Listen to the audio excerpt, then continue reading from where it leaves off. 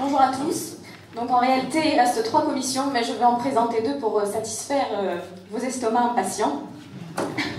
Tout d'abord, je vais vous parler de communication, de tourisme, d'événementiel, et ensuite de culture, de patrimoine et des associations patriotiques. La communication, c'est important. Aujourd'hui, nous disposons de différents outils en mairie qui sont utilisés, mais qui gagneraient à être utilisés mieux, utilisés plus, et à être améliorés.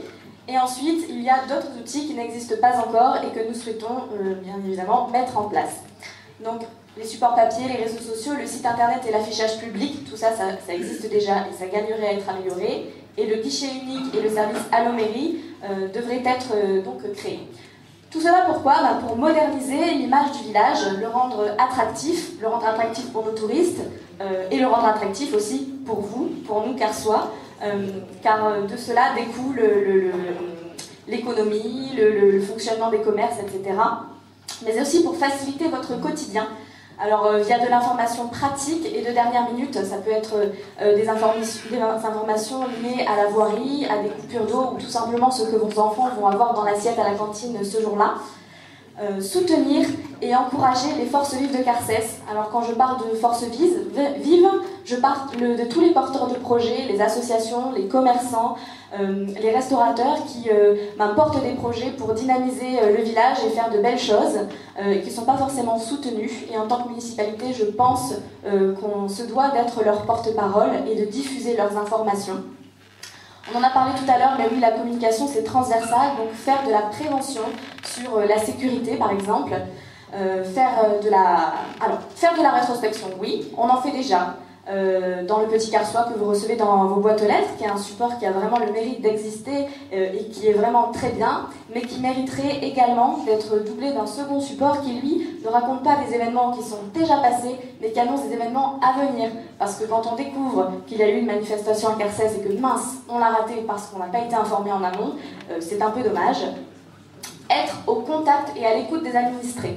Alors le contact et l'écoute, c'est un petit peu l'ADN, vous l'avez compris, de Carcès Ensemble. C'est quelque chose qui, semble-t-il, a fait défaut ces derniers temps. Et nous souhaitons effectivement replacer l'humain, le contact et la considération au cœur de nos propos. Et pour finir, donc, je vais terminer avec le service, le guichet unique. Alors qu'est-ce que c'est le guichet unique ?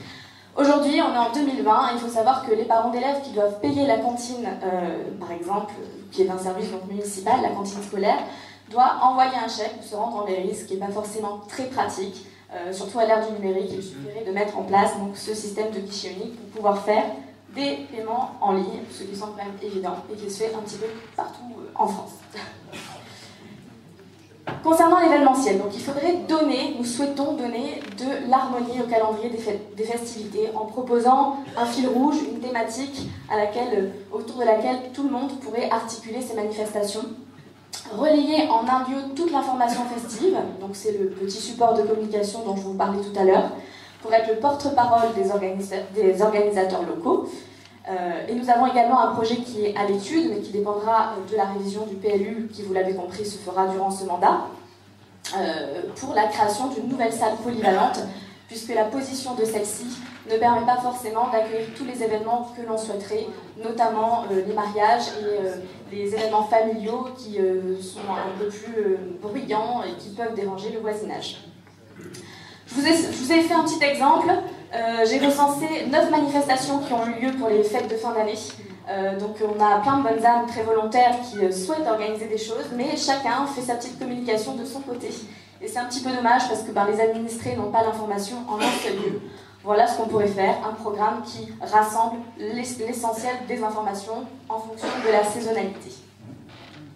Le tourisme. Bon, on parlait tout à l'heure de l'accueil des nouveaux arrivants. Ça jouxte un petit peu, voilà, le tourisme, on arrive à Carcès, on découvre Carcès. Il faut les accueillir, ces nouveaux arrivants, parce que quand on pose ses valises à Carcès, c'est un peu triste de devoir en partir parce qu'on ne se sent pas chaleureusement accueilli. Donc je pense qu'il faut qu'on organise un pot annuel pour accueillir ces nouveaux arrivants en leur proposant de découvrir les différentes associations, de découvrir les services municipaux, les horaires de la médiathèque, ce genre de choses toutes simples mais qui permettent d'arriver et de se sentir bien là où on arrive, à Carcès. Nous souhaitons dépoussiérer les circuits de visite du village, les fontaines, les fresques qui ne sont pas valorisées. Nous souhaitons proposer des aménagements de loisirs adaptés à la variété des usagers. Donc on parlait justement de l'aire de jeu tout à l'heure au niveau de la Galinière. Donc ça fait partie de la valeur du tourisme. Pour le patrimoine, nous avons des bâtiments emblématiques qui sont délaissés, ni valorisés, ni entretenus. Donc on souhaite en faire un état des lieux pour pouvoir ensuite solliciter les différents acteurs du patrimoine, l'association, la Fondation du patrimoine, etc., afin de trouver des financements qui nous permettent de rénover ce patrimoine. Et nous avons également, donc là on jouxte encore la thématique du tourisme, les sites naturels que nous souhaitons valoriser via la mise en place de signalétiques, peut-être éventuellement la création d'une application qui permette de découvrir le village de façon ludique, voilà, ce genre de choses. Et la culture, donc la culture qui est au cœur de différentes problématiques, encore une fois transversales, qu'on a abordées et qu'on abordera ensuite avec Christine au sujet des associations, etc.